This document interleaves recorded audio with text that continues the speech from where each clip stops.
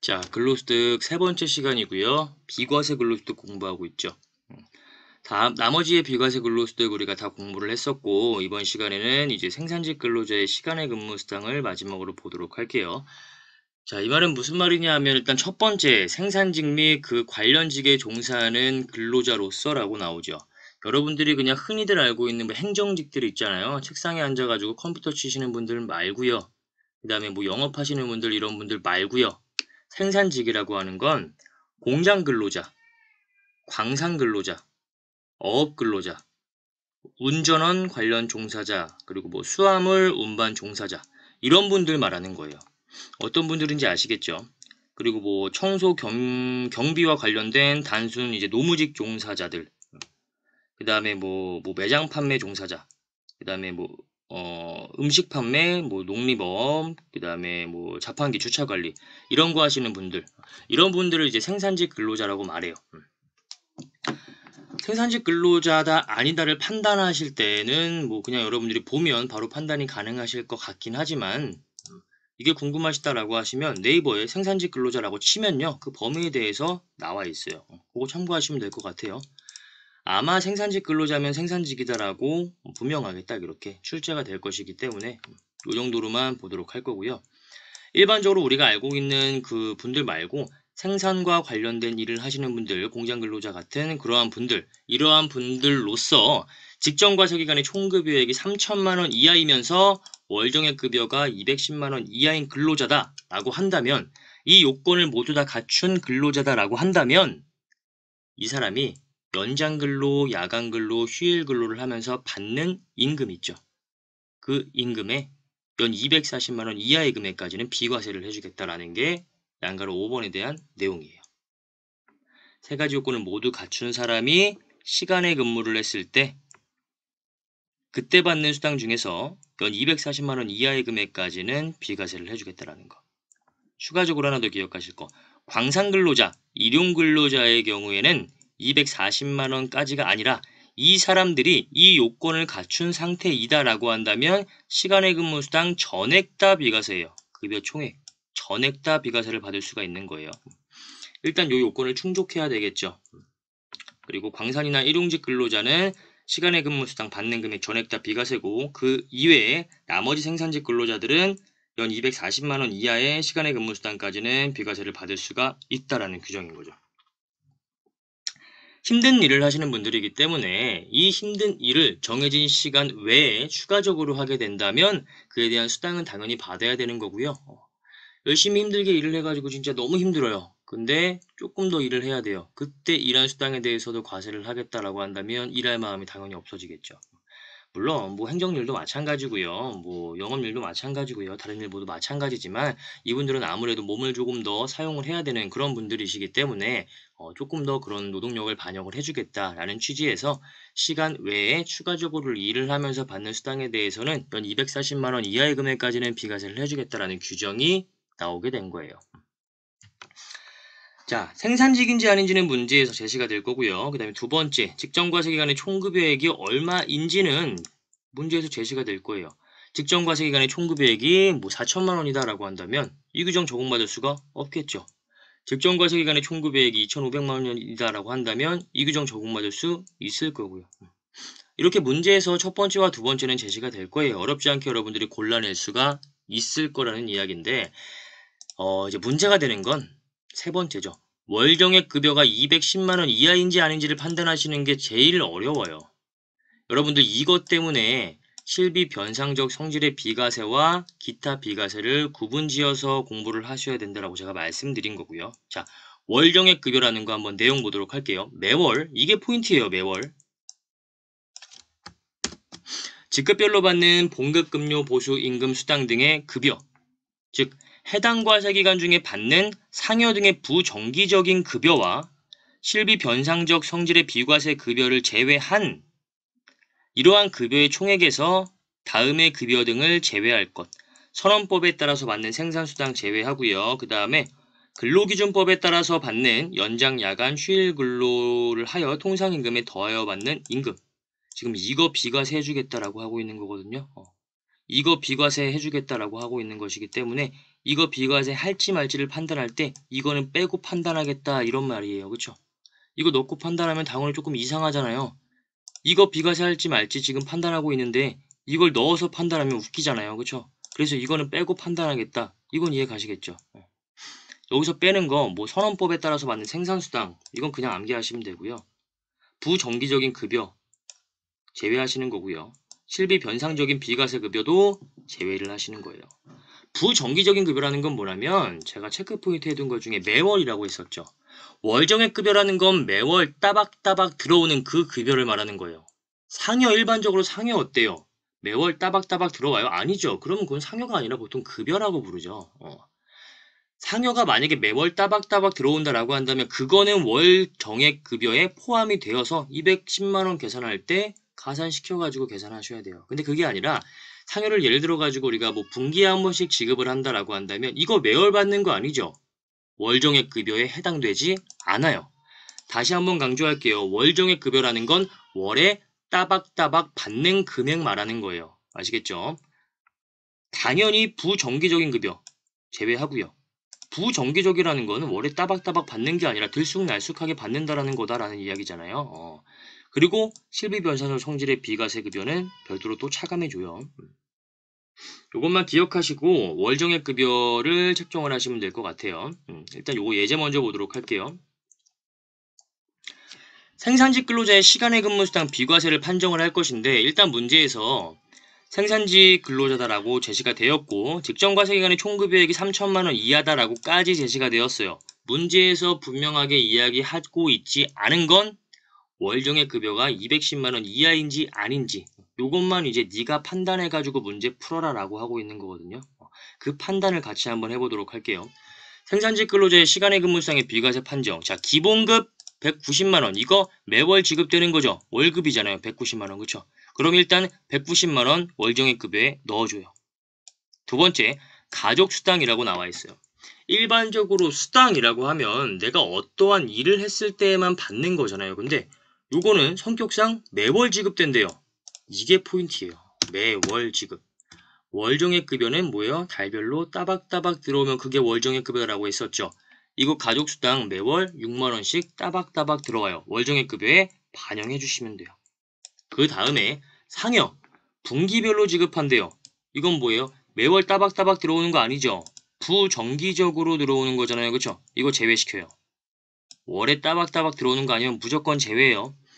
연장근로수당 10만원만큼 있어요. 이거 뭐예요? 내가 연장근로를 함으로 인해서 받는 거잖아요. 그쵸? 이거 내가 이번 달에 연장근로 안 하면 받을 수 없는 돈이에요. 월에 따박따박 들어오는 거 아니에요. 마찬가지로 야간근로수당도 마찬가지죠. 우리 지금 이런 시간의 수당이 240만원 이하인지 아닌지 이거 판단해가지고 240만원 이하의 금액까지만 비과세 해주겠다라는 거죠. 요거 비과세 할지 말지 판단하는데 이거를 넣어서 판단하면 조금 이상한 거잖아요. 그렇죠? 그래서 아까 요거는 제외한다라고 했었죠. 이거 비과세 할지 말지 판단하는데 이걸 넣어서 계산하면 웃기니까 이거는 빼고 계산하자 라고 했던 거 기억나시죠? 그런 의미에서 요거는 차감하고 차감이 아니라 별도로 반영하지 않고 생각하시면 돼요. 그 다음에 숙직료 이거 뭐였어요? 실비 변상적 성질의 비과세 근로소득 첫 번째 동그라미 1번에 나왔던 거 일직료, 숙직료, 여비로서 실비 변상적 정도의 금액 기억나시죠? 숙직료, 실비 변상적 성질의 급여이기 때문에 요거는 반영해주지 않아요. 240만원 판단할 때 넣어주지 않는다라는 거예요. 이거 문제에서는 실비 변상적이라고 나오지 않을 수도 있어요. 그렇기 때문에 실비 변상적인지 아닌지는 여러분들이 암기를 통해 가지고 숙달을 해 두셔야 되는 거고요. 자, 그 다음에 식대, 식사 제공 없고요. 10만 원이래요. 방금 전에 우리가 공부했던 것 같아요. 그쵸? 식대는 뭐예요? 식사가 아니라 식대, 식사대 같은 말이에요. 대가 들어가면 돈으로 지급된다라는 거죠. 별도의 식사 음식으로 제공되는 거 없고요. 식사로 제공이 된대요. 그러면 월 10만 원 이내의 금액까지는 비과세였죠. 그럼 이거 반영해 주는 거 아닌가요? 반영 안 해줘야 돼요? 아니죠. 이건 반영해 줘야 돼요. 우리 지금 얼마 과세할지 그거 판단하고 있는 거 아니고요. 월정액급여 210만 원 이하인지 아닌지 지금 그거 판단하고 있는 거예요. 그쵸? 이거 판단할 때는 제외시키는 게 비과세 급여 다 제외시키는 거 아니고요. 비과세 급여 중에서 얘만 제외시키는 거예요. 실비 변상적 성질의 비과세만 빼고 나머지의 비과세 규정들은 월에 따박따박 10만 원 들어오는 거잖아요. 그러면 다 넣어주는 거예요. 아시겠죠? 이거 헷갈릴 수 있으니까 월이라고 써놓을게요. 이렇게 매월 받는 급여, 매월 받는 수당, 그리고 매월 받는 식사대, 실비 변상적 성질이 아니라고 한다면 그 금액까지도 다 들어가게 된다는 거 기억하시면 되고요. 그래서 월정액 급여는 이렇게 산정이 되고요. 206만 원이에요. 그러면 월정액 급여가 210만 원 이하이죠. 어때요? 이 세 가지 요건을 모두 다 만족을 했어요. 그러면 이 사람이 받는 연 240만 원 이하의 시간의 수당까지는 비과세예요. 이 예에서 보시면 연장 근로수당 10만 원과 야간 근로수당 10만 원 더하면 얼마예요? 20만 원이죠. 240만 원 이하의 금액까지 비과세이기 때문에 이거는 전액 다 비과세 받을 수가 있겠죠. 이렇게 판단하시면 되는 거예요. 여기까지만 하셔도 머리가 아프실 것 같은데 여기까지만 해도 머리가 아프신 분들은 이거를 한 번 더 반복해서 들으시고요. 그 다음에 추가적으로 요거 충분히 저 이해 가는데요 하시는 분들은 그럼 여기서 과세되는 금액은 얼마인지 골라볼까요? 과세되는 금액은 얼마예요? 일단 이거 과세되죠. 190만 원. 그리고 가족수당 이거 과세돼요. 상여 당연히 과세되죠. 지금 총급여액에 얼마 넣을지 계산하고 있는 거예요. 190만 원 총급여액에 넣어야 되고요. 6만 원 넣어야 되고요. 20만 원 넣어야 되고요. 그 다음에 얘는 아까 비과세 받을 수가 있다라고 우리가 판정을 했죠. 월정액 급여가 210만 원 이하이기 때문에 시간의 근무 수당은 비과세를 받을 수가 있다라고 판정했기 때문에 얘는 비과세예요. 그리고 얘도 비과세예요.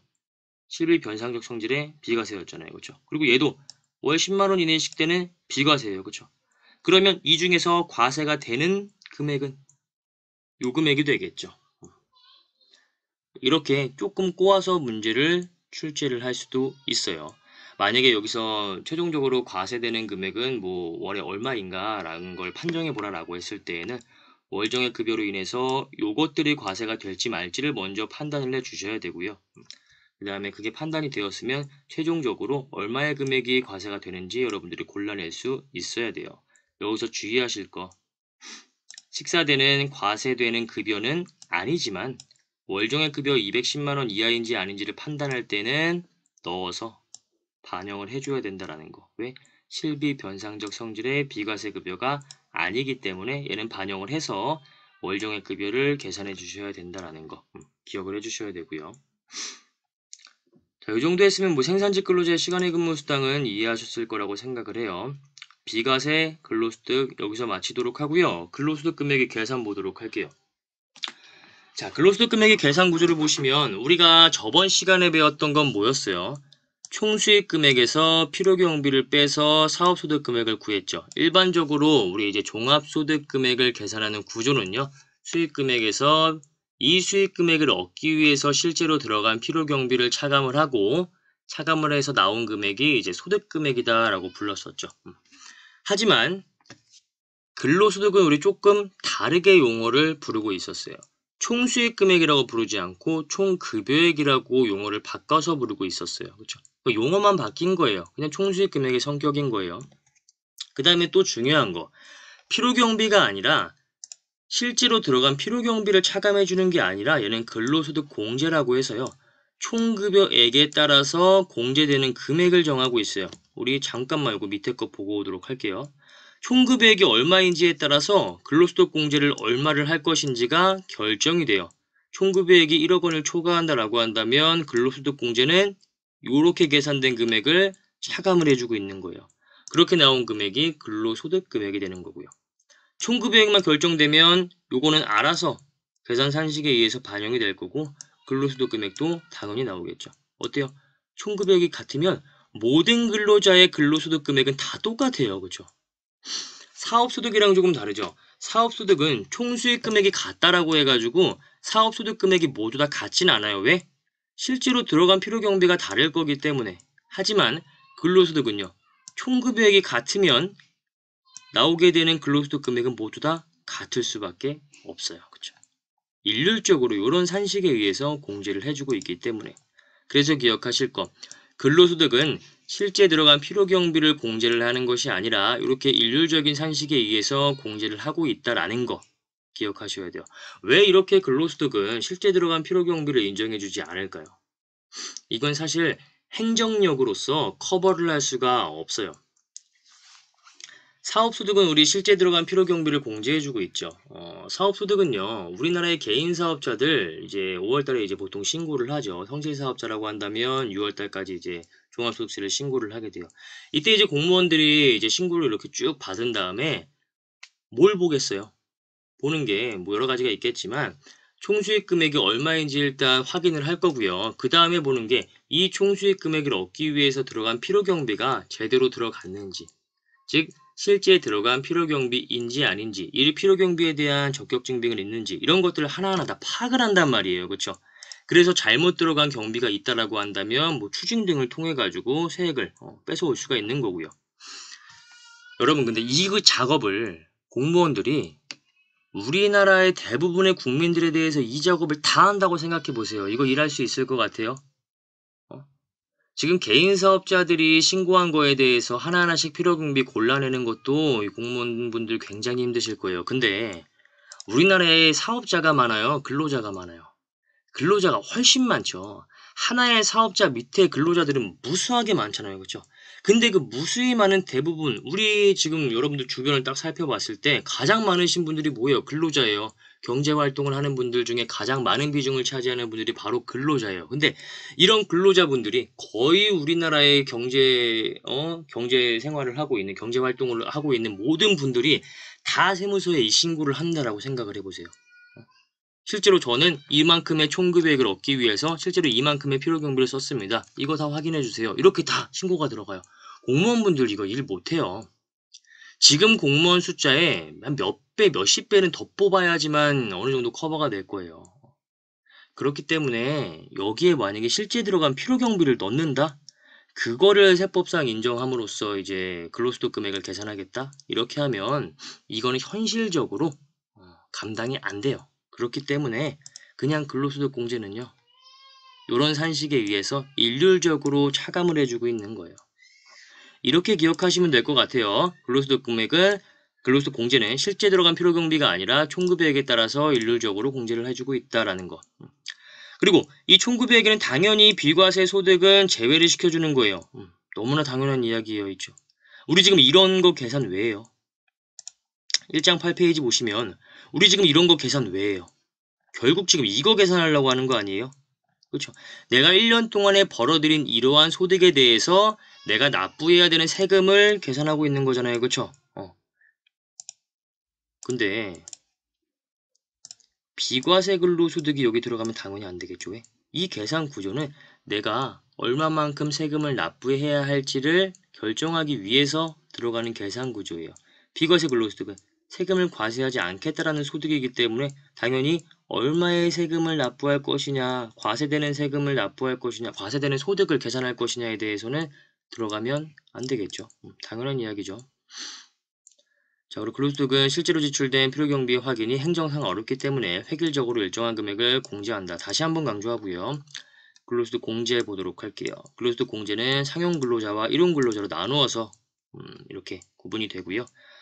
일용 근로자는 여러분들 일반적으로 이제 일당 받으시는 분들 있죠. 오늘 하루 일하고 오늘 하루에 대한 급여 받으시는 분들, 이런 분들 말하는 거예요. 법에 의한 정확한 정의는요. 1급, 시급을 받는 사람으로서 동일한 고용주에게 3개월 이상 계속 고용되어 있지 아니한 사람을 말한다 라고 나와 있죠. 건설공사는 그 업종의 특성을 조금 살려서 1년을 이제 보고 있고요. 하역작업 종사자는 근로기간의 제한은 없어요. 이런 분들은 뭐 대부분 일용 근로자분들이시기 때문에 별도의 이제 그 근로기간의 제한은 두고 있지 않아요. 일반적인 업종이라고 한다면 3개월 이상 계속 고용되어 있지 아니한 사람을 일용 근로자다라고 부르고 있는 거고요. 일용 근로자의 근로소득 공제는 하루에 15만 원씩 공제가 돼요. 그러니까 일용 근로자가 하루 동안 일을 하고 15만 원을 받았다라고 한다면 일용 근로자는 과세되는 세금이 전혀 없게 되는 거예요. 아시겠죠? 자, 그러면 일용 근로자를 제외한 일반적인 상용 근로자들은 이렇게 총급여액에 따라서 근로소득 공제액을 계산을 하고 있고요. 근로소득 공제는 과세기간이 1년 미만이거나 근로기간이 1년 미만인 경우에도 월할 계산하지 않아요. 내가 예를 들어가지고 4월 1일부터 12월 31일까지 근무를 해서 얻은 금액이 500만 원이다 라고 한다면 500만 원 총급여액에 넣고요. 근로소득 공제의 총급여액의 70%로 계산하신 다음에 근로소득 금액 산정하시면 되는 거예요. 이게 4월 1일부터 내가 근무한 금액이 500만 원이다 라고 해가지고 500 곱하기 뭐 9분의 12 해가지고 월할로 이제 환산해가지고 계산하거나 이런 거 하는 거 아니에요. 그냥 그 금액 그대로 계산하시면 된다라는 거. 그리고 근로소득 공제는 한도가 이제 2천만 원이라고 되어 있죠. 총급여액이 1억 원을 초과했을 때, 요 산식에 의해 가지고 소득 공제액을 계산을 하는데, 총급여액이 엄청나게 많게 되면은 근로소득 공제도 이제 이에 따라서 계산을 하게 되는 거잖아요. 그때 2천만 원을 한도를 두고 있다라는 거 기억하시면 되고요. 만약에 한도를 초과하는 금액이 나왔다라고 하더라도 2월 해가지고 공제해주진 않아요. 그냥 그 과세기간 한 해 동안 계산하고 그냥 날려먹는 거예요. 끝나는 거예요. 자, 그 다음에 2인 이상으로부터 근로소득을 받는 사람에 대해서는 그 합계액을 총급여액으로 하여 근로소득 공제액을 총급여액에서 공제한다. 이거 이제 이런 경우 발생이 될 수가 있을 거예요. 뭐 예를 들어가지고 내가 이직을 했을 때 1월 1일부터 6월 30일까지는 A 회사에서 7월 1일부터 12월 31일까지는 B 회사에서 근무를 하게 되는 경우 한 과세기간 동안 2인 이상으로부터 근로소득을 받게 되는 경우 여기에 해당되는 경우잖아요. 그렇죠? 자, 이때 어떻게 계산하는 거냐 하면 A 회사에서 내가 500만 원만큼 6개월 동안 근무를 해서 500만 원만큼 받았다. 그리고 B 회사에서도 마찬가지로 6개월 동안 근무해서 500만 원만큼 받았다라고 했을 때 A 회사의 500만 원 마이너스 500만 원 곱하기 70% 더하기 B 회사의 500만 원 마이너스 500만 원 곱하기 70% 이렇게 해가지고 근로소득 금액을 더하시는 거 아니에요. 이거 여러분들 헷갈리실 수 있기 때문에 제가 한번 적어 드릴게요. 자, A 회사에서 내가 근무를 했어요. 이때 500만 원을 받았어. 그러면 500만 원의 70% 얼마예요? 57에 35, 350만 원이죠. 그러면 근로소득 금액이 얼마? 150만 원 나오겠죠. B 회사에서도 근무를 했어요. 이때도 똑같이 500만 원을 받았어요. 근로소득 공제 350만 원 들어갈 거고요. 그러면 150만 원 소득 금액 나오죠. 이거 합해가지고 나의 올해의 근로소득 금액은 300이다. 이렇게 계산하는 거 아니라는 거예요. 이렇게 계산하는 거 아니고요. 근로소득 금액까지 계산한 다음에 합산하는 거 아니고요. A 회사, B 회사한테 받은 500 금액 있죠? 이거 바로 합치시는 거예요. 그냥 1000. 이게 총급여액인 거예요. 별도로 계산하시는 거 아니에요. 총급여액 그냥 다 합쳐가지고 이렇게 적용하시는 게 아니라 그냥 A한테 받은 거, B한테 받은 거 다 합쳐가지고 얼마예요? 그러면 1000만 원이잖아요. 그럼 여기 두 번째 구간 적용되는 거잖아요. 그렇죠? 1000만 원 총급여액으로 하신 다음에 마이너스 근로소득 공제 적용하시면 되겠죠. 350만 원 더하기 총급여액 얼마? 1000만 원 마이너스 500만 원 이렇게 하시고 그 다음에 곱하기 얼마? 40% 이렇게 하셔가지고 근로소득금액 구해주시면 되는 거예요. 이렇게 하시면 얼마? 450의 금액이 나와요. 아까는 150, 150 합쳐져가지고 300만큼 근로소득 금액이다라고 했었잖아요. 그렇게 계산하시는 거 아니고요. 2인 이상으로부터 받았다라고 한다면 그냥 그 금액 다 더하시고요. 더한 금액을 가지고 총급여액 구간을 판정하시는 거예요. 더하면 1000만 원이기 때문에 두 번째 구간 적용하셔가지고 산정을 하면 금액은 450만 원만큼의 근로소득 금액이 나온다. 이렇게 계산하시는 거예요. 아시겠죠? 자, 그 다음에 근로소득의 수입시기 보도록 할게요. 자, 급여를 지급받는 날이 아니라 내가 근로를 제공한 날이 수입시기가 되는 거예요.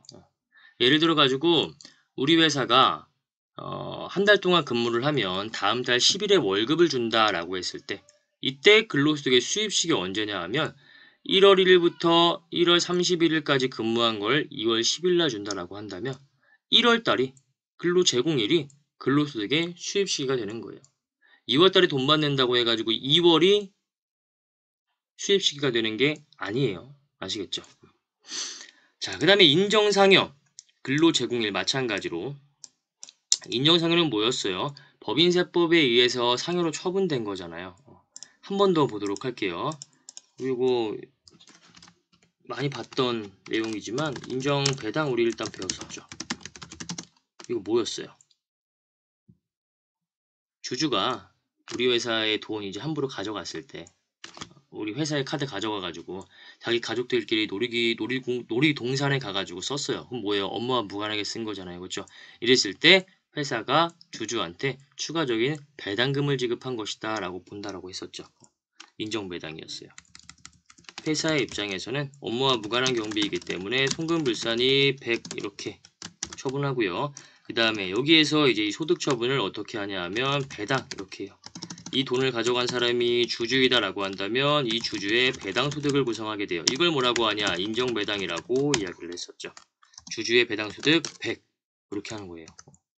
이번에는 회사의 돈을, 회사의 카드를 함부로 가져간 사람이 우리 회사의 임직원이에요. 그랬을 때 회사 입장에서는 업무와 무관하게 경비가 지출되었기 때문에 당연히 회사의 법인세법상의 비용이 송금으로는 인정할 수 없겠다라는 송금불산입이라는 세무조정이 들어가겠죠.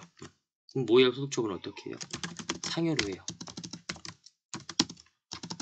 우리 회사의 임직원의 근로소득이 구성이 돼요. 이걸 뭐라고 하냐 하면 인정상여라고 불러요. 인정상여 100. 무슨 말인지 알겠죠? 요거는 인정상여라는 건 법인세법에 의해서 상여로 처분된 금액을 말하는 거예요. 요거. 이게 우리 회사에 임직원이 썼다라고 한다면 상여로 처분되고요. 임직원한테 그만큼의 소득을 더 지급했다라고 봐요. 그래서 총급여액에 이만큼을 반영하셔야 되고요. 인정상여 언제? 근로 제공일.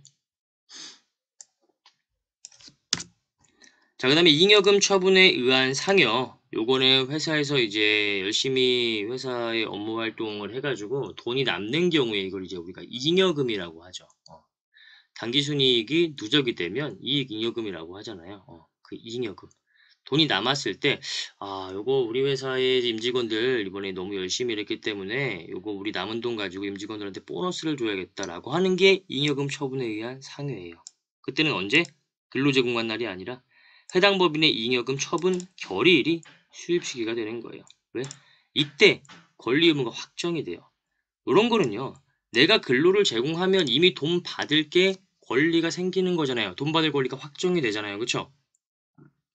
1월 10일이 되면 내가 1월 1일부터 1월 30일까지 한 달 동안 일을 했으면 1월 31일이 되면 나는 한 달 동안의 월급을 지급받을 권리가 생겨요. 그래서 이때를 수입식으로 하고 있는 거예요. 얘는요. 내가 일을 한다고 해가지고 이걸 받을 권리가 생기는 게 아니고요.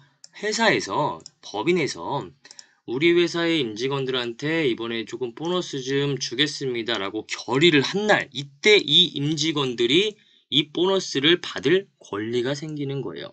그래서 근로소득의 수입 시기가 달라요. 일반적인 급여랑 보너스, 얘는 그냥 보너스라고 기억해 두시면 돼요. 보너스. 일반적인 급여는 내가 근로를 하면 자연스럽게 당연히 급여를 받을 권리가 생기지만 보너스는요. 회사가 이번에 좀 더 줄게라고 결정한 날, 이 날이 수입시가 되는 거예요. 자, 그 다음에 임원 퇴직소득 금액 한도 초과액. 요거는 이제 지급받거나 지급받기로 한 날. 우리 뭐 퇴직소득을 배우지는 않았지만 퇴직소득의 수입 시기는요. 일반적으로 현금주의라고 생각하시면 돼요. 지급받거나 지급받기로 한 날. 이때가 이제 수입 시기가 돼요. 그 규정을 근로소득으로 가지고 와서 퇴직할 때 이 한도 초과해가지고 지급된 거 우리 근로소득이 된다라는 거. 그리고 첫 번째 시간에 우리 공부했던 거 기억나세요?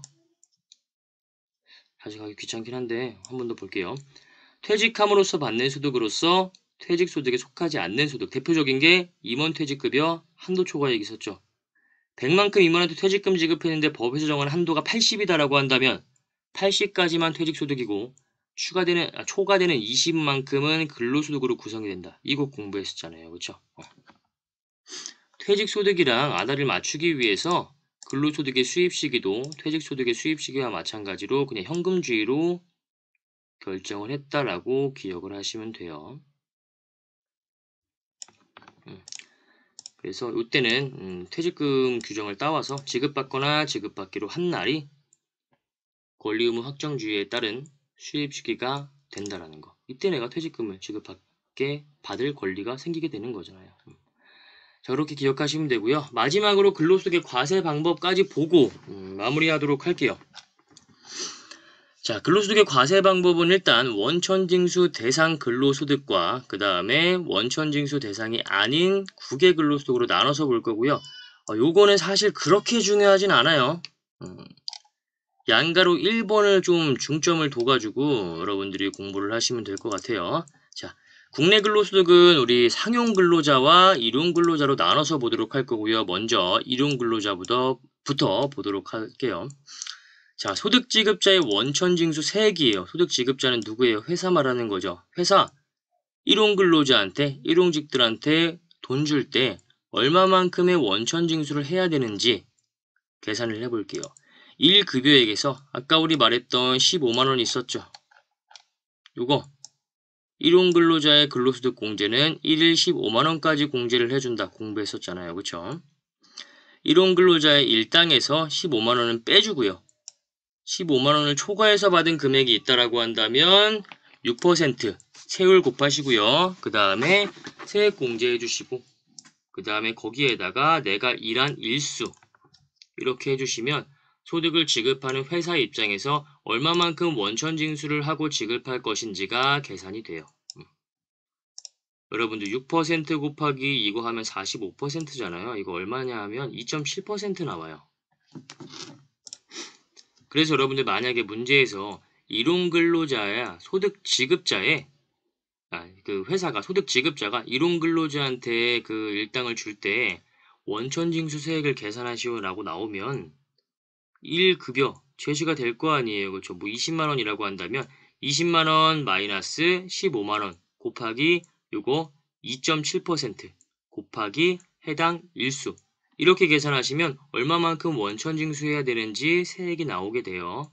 그래서 6% 곱하기 1-55% 시험 보실 때 이거 계산하고 있으시면 바본 거예요. 이거 언제 계산하고 있어요. 그렇죠? 그냥 2.7% 한 번에 때리시면 돼요.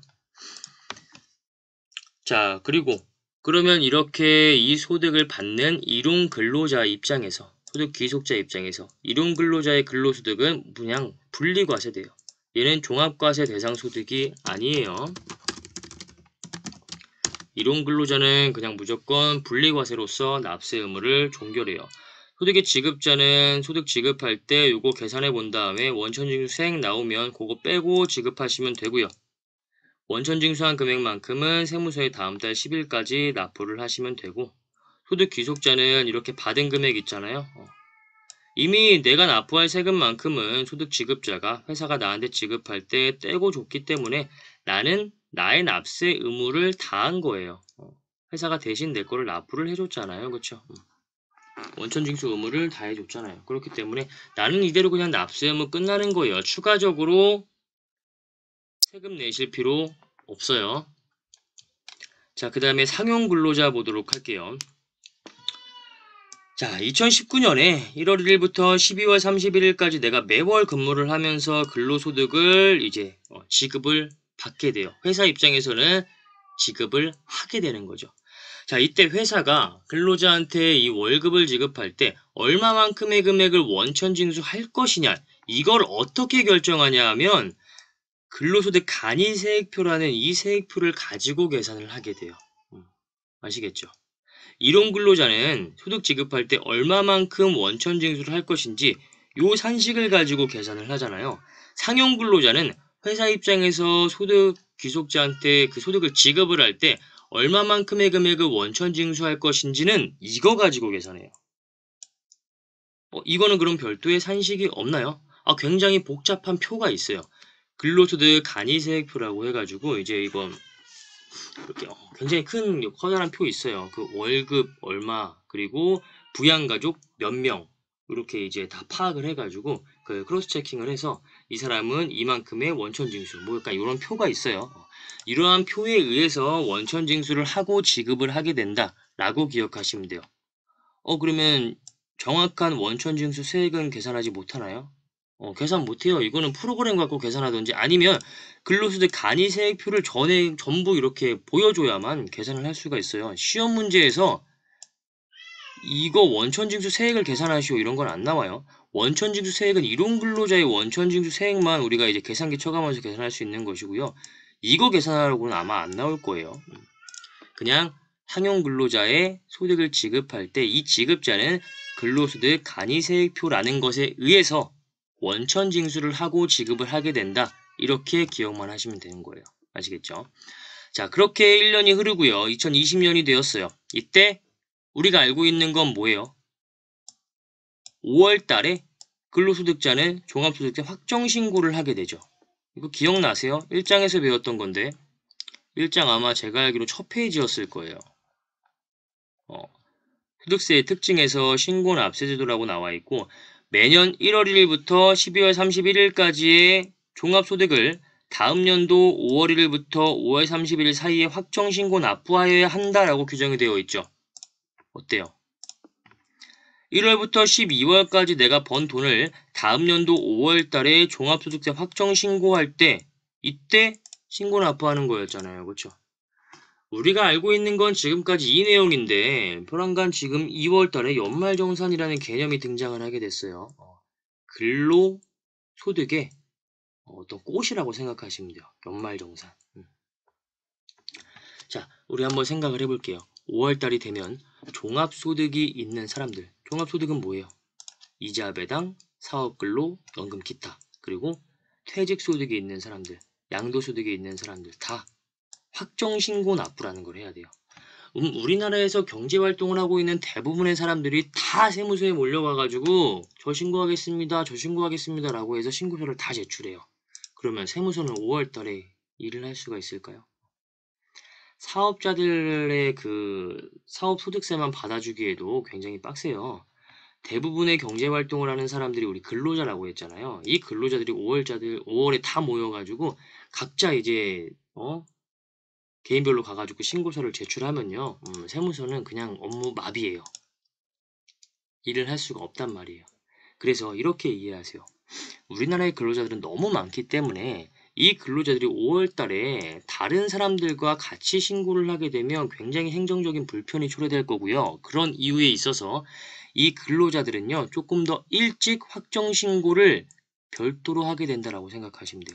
다시 근로자들은 다른 이제 종합소득이 있는 자들에 비해서 조금 더 일찍 확정신고를 하게 된다. 그게 근로소득자의 연말정산이다. 이렇게 생각을 하시면 돼요. 이해가 가시겠죠? 이걸 언제 하냐면 이제 2월 달에 그 소득의 지급자가 소득의 귀속자한테 소득을 지급할 때 연말정산을 한 다음에 소득을 지급하게 돼요. 연말정산을 해가지고 플러스의 금액이 나왔다라고 한다면 이제 추가 징수를 하게 되는 것이고요. 그 다음에 환급이 나왔다라고 한다면 뭐 13월의 급여라고 해가지고 월급에 더해서 추가적으로 이제 지급이 되는 것이겠죠. 자, 이건 뭐냐 하면 연말정산 시의 총결정세액이라고 하는 건 요거예요. 1장의 8페이지 보시면 내가 만약에 근로소득만 있다라고 가정해 볼게요. 그러면 1년 동안 벌어들인 금액 총급여액에 다 들어갔겠죠. 근로소득 공제 뭐예요? 총급여액에 대해서 이제 일률적으로 차감을 해주잖아요. 근로소득 금액 나올 거예요. 그쵸? 만약에 이것밖에 없다라고 한다면 그냥 이 근로소득 금액이 종합소득 금액이 될 거고요. 소득공제 등 차감하고요. 세율 계산하고 세액감면 공제 계산하고 쭉 계산하면 총결제 세액이 나올 거예요. 이게 그거예요. 연말정산 시 총결정세액. 만약에 내가 근로소득만 가지고 있다라고 가정한다면 여기서 말하는 총결정세액이 요거죠. 연말정산 시의 총결정세액이 되는 거예요. 그리고 1장 8페이지에 있었던 이 기납부세액 있었죠? 이게 뭐예요?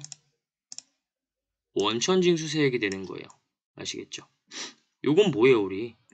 1월 1일부터 12월 31일까지 매월 우리가 소득 지급받을 때 어떻게 했어요? 소득의 지급자가 원천징수하고 나머지 금액만 지급을 받았죠? 이건 뭐예요? 소득 귀속자 입장에서 미리 납부한 세금이잖아요. 내가 납부할 세금을 회사가 미리 떼어가지고 나 대신 납부 의무를 이행해 준 거잖아요. 그렇죠? 결국 이거 귀속자 입장에서는 내가 미리 납부한 세금, 즉 기납부세액이에요. 기납부세액의 대표적인 게 원천징수세액인 거예요. 그래서 요게 요렇게 들어왔다라고 생각하시면 돼요. 요거 총결정세액에서 기납부세액, 내가 미리 간이세액표에 의해서 원천징수해놨던 그 원천징수세액을 차감해가지고 플러스 예금액이 나왔다라고 한다면 그만큼 내가 세금을 더 내야 되는구나 라고 생각하시면 되고요. 마이너스 예금액이 나왔다라고 한다면 내가 미리 낸 세금을 돌려받는다라고 생각을 하시면 되겠죠. 그래서 여러분들 이해하실 땐 이렇게 이해하시면 돼요. 일단 근무하면서 내가 월급을 지급받았을 때는요.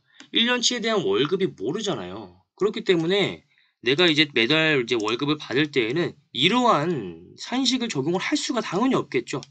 월급 받을 때마다 이거 넣어가지고 이거 계산해가지고 이렇게 산식 뭐 정해요? 그렇게 할 수는 없는 거잖아요. 여기서 말하는 과세표준은 1년 동안 벌어들인 거에 대한 과세표준에 대해서 이렇게 세율 적용하는 거잖아요. 그렇죠? 한 달 월급 받을 때마다 지금 이거 계산하고 있을 수는 없는 거잖아요. 그렇죠? 이렇게 매달 내가 월급을 받을 때에는 세금을 그냥 대충 떼어서 납부를 하는 거예요. 그렇게 대충 떼어서 납부한 금액을 기납부세액이라고 하는 거고요. 요거는 1년 동안 내가 벌어들인 소득에 대해서 정확히 계산한 세금이에요. 1년 동안 내가 벌어들인 소득에 대해서 정확하게 세금을 계산해 보니까 요 금액이 나온 거야. 총결정세액이. 요 금액이 나온 거예요. 총결정세액이. 요거에서 내가 미리 대충 계산해가지고 납부해놨던 세액, 이걸 차감한다라는 거죠. 그래서 정확하게 계산한 세액에서 대충 계산해서 납부한 세액을 빼봤더니 플러스가 나왔다라고 한다면 당연히 추가적으로 세금을 더 내야 되는 거겠죠. 반면에 정확하게 계산한 세금에서 대충 계산해서 납부한 세액을 빼보니까 마이너스가 나왔어. 그러면 나는 요 금액만큼을 더 받아야 되는 거잖아요. 그쵸? 예를 들어 가지고 이게 100이에요. 정확하게 계산한 세금이 100원이에요. 대충 떼어가지고 미리 납부해놨던 세금을 계산해 보니까 90이 나왔어. 그럼 나 환급 얼마 받아요? 환급이 아니라 추가징수 얼마예요? 10만큼 당연히 더 해야겠죠. 반면에 내가 1년 동안 납부할 세액을 정확히 계산해 봤더니 90이 나왔어. 대충 근로소득 간이세액표에 의해서 계산한 금액을 산정해 봤더니 100원이 나왔어. 그러면 나 환급 얼마 받아요? 10원만큼 환급 받을 수가 있겠죠. 이렇게 계산하시는 거예요. 그래서 여러분들 주변에 보시면 뭐 근로자들 대부분 뭐 13월에 급여라고 해가지고 연말정산하면 무조건 환급 받는다. 이번에 뭐 월급 나 보통 300만 원인데 이번에 연말정산하면은 뭐 한 330만 원 정도 받을 것 같아. 뭐 이렇게 말씀하시는데 그거는 그냥 무조건적으로 환급이 되는 게 아니에요. 그 월급을 지급받을 때 얼마만큼 세금을 떼었는지 그거 일단 판단해야 되는 거고요. 그 다음에 1년 동안 내가 벌어들인 세금에 대해서 정확히 계산된 세금이 얼마인지도 계산해 봐야 추가 징수할지 환급받을지 알 수 있는 거예요. 그렇죠? 무조건 환급받는 게 아니에요. 여러분들 이제 요거 배웠으니까 무조건 환급은 아니라는 생각을 가지고 계셔야 돼요. 이런 논리에 의해서 추가 징수할지 환급받을지 결정이 되는 거고요. 이렇게 계산하신다고 생각하시면 돼요. 자, 그래서 매월 지급할 때 근로소득 간이세액표에 의해서 원천 징수하고 지급을 하게 되고 그렇게 떼인 세금에 대해서 기납부세액으로서 마이너스가 들어가고 1년치의 세액을 제대로 계산해서 추가 징수할지 환급받을지가 결정된다라는 것이고요. 근로소득자들이 5월 달에 종합소득세 확정신고를 하는 게 원칙이지만 너무 많은 근로자들이 있기 때문에 그 사람들이 이때 한꺼번에 다 신고를 할 수는 없어요. 그래서 회사의 입장에서 너가 대표적으로 신고를 해라라고 해서 2월 달에 연말정산이라는 규정이 들어오게 됐다라는 걸 기억하시면 될 것 같아요.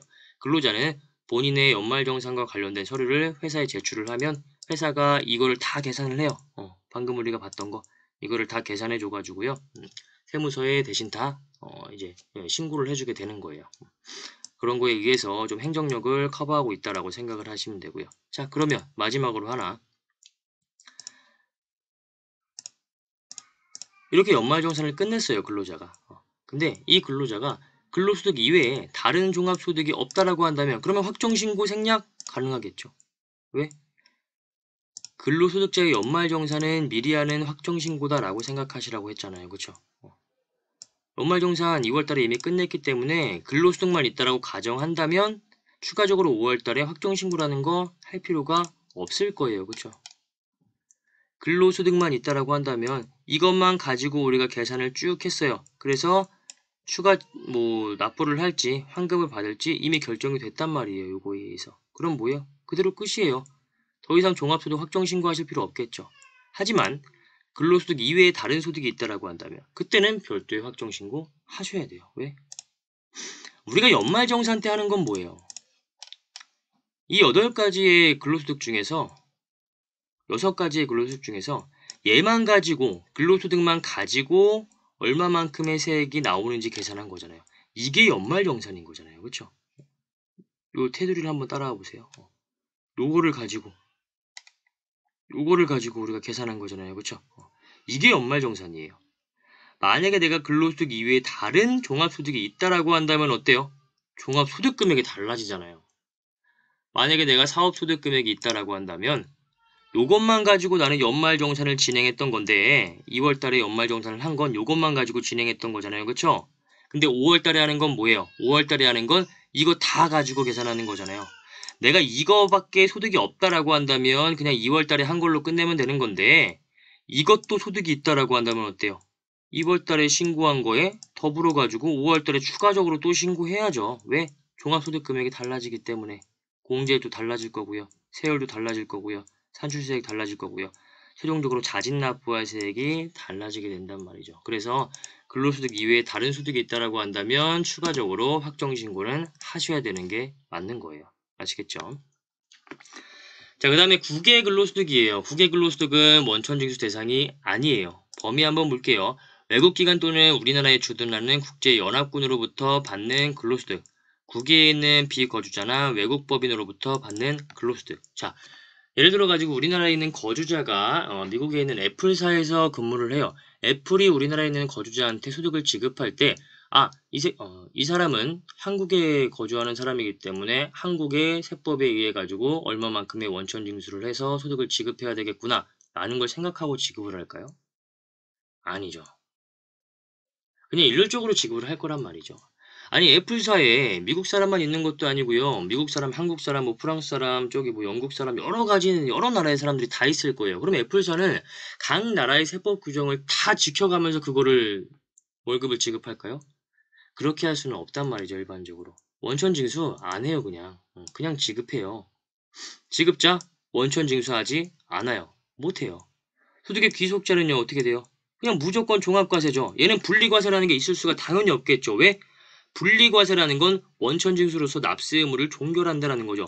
원천징수한 세금이 없으면 당연히 분리과세를 할 수가 없는 거예요. 얘는 그냥 무조건 다 종합과세예요. 상용근로자 종합과세, 일용근로자 분리과세, 국외근로소득이 있는 자 종합과세. 이렇게 기억하시면 돼요. 자, 그 다음에 요거는 한 번씩 읽어보시면 될 것 같고요. 여기까지 하면 이제 근로소득도 마무리가 돼요. 이제 우리가 이자 배당 사업 근로까지 이제 공부를 다 끝냈고요. 여러분들 이거 관련 문제 꼭 풀어보셔야 돼요. 그리고 다음 시간에 연금소득부터 공부를 해 나가도록 할게요. 수고하셨고요. 오늘 여기까지 하도록 할게요.